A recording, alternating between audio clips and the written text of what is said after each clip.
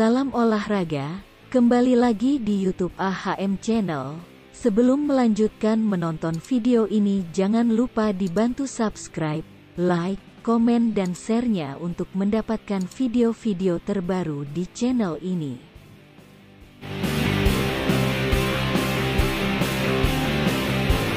Manajemen PSM Makassar secara terang-terangan berupaya untuk merekrut ex-pemain timnas untuk memperkuat pasukan Ramang yang akan bertarung pada AFC Cup 2022 dan Liga 1 2022.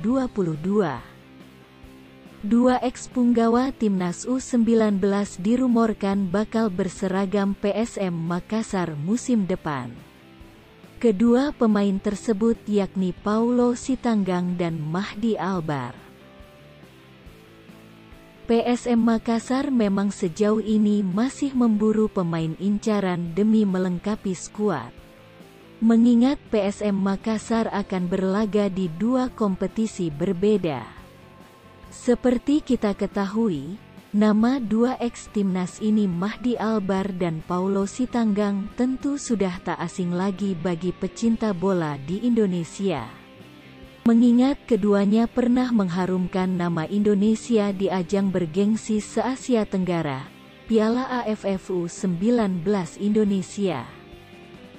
Saat ini Mahdi Albar tercatat masih berstatus pemain klub Liga 2 2022, Sulut United. Sedangkan Paulo Sitanggang saat ini masih menjadi bagian dari klub asal Kalimantan, Borneo FC.